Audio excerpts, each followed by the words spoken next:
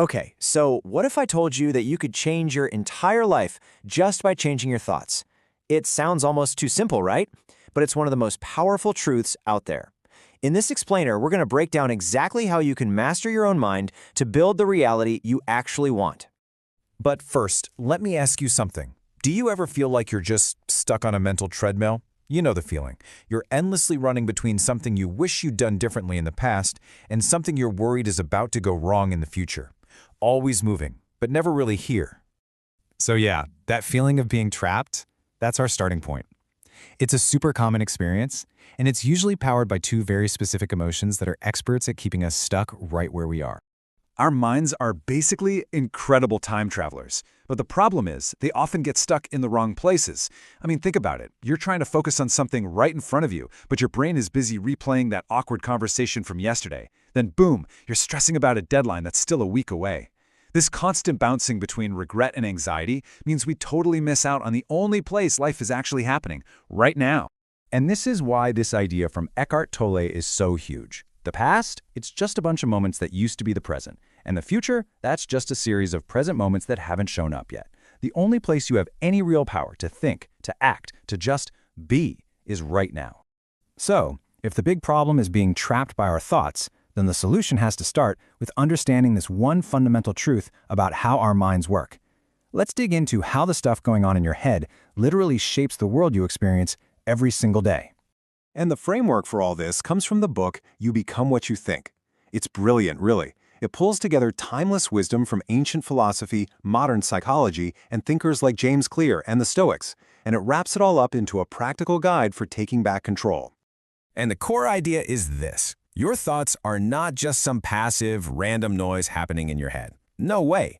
They are the active architects of your reality. They literally build the lens through which you see everything, which then dictates how you feel, how you act, and, yeah, ultimately, the destiny you create for yourself.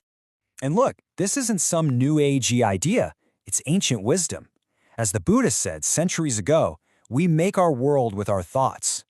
That is an absolutely incredible amount of power, and it's sitting right there, between your ears.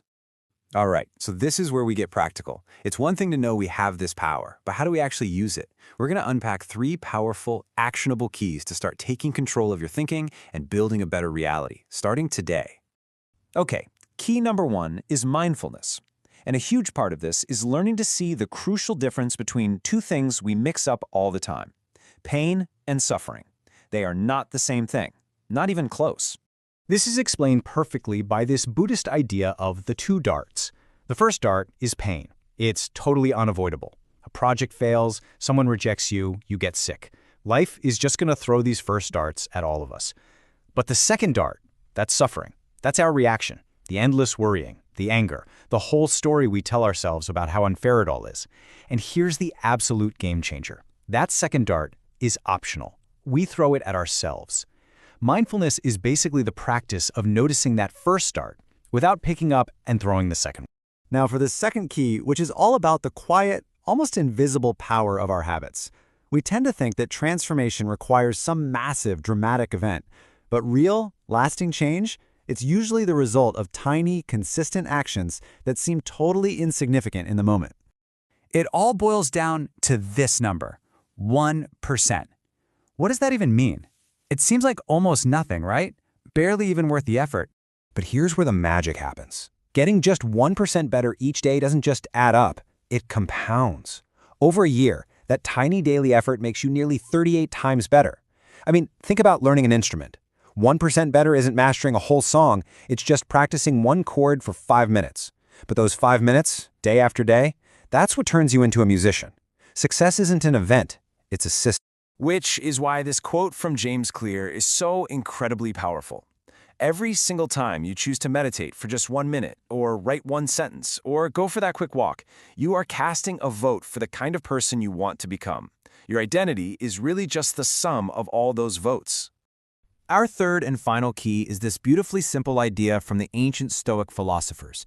Think of it as a mental model for finding peace and just being effective in a world that is, let's be honest, often chaotic and unpredictable. It's a really simple 2-step filter for your attention. Step 1, get super clear on what is completely outside of your control. The traffic, the weather, what other people think of you, you get the idea. Step 2, consciously let go of all that stuff and pour 100% of your energy into the tiny circle of things you can control. Your thoughts, your reactions, your actions in this moment. That is where all your power is. So let's bring this all home. We've seen how our own minds can trap us, but we've also uncovered a pretty powerful toolkit to break free. The path to transforming your life doesn't start with some big, dramatic event out there. It begins in the one place you have complete control. So here's your toolkit. Number 1, use mindfulness to notice life's unavoidable pain without adding that optional layer of suffering. 2, build better habits by focusing on those tiny, compounding 1% improvements every day. And 3, practice stoicism by letting go of what you can't control and focusing like a laser on what you can. You know, in the end, all of this theory, all these big ideas, they all come down to a single choice you can make right now.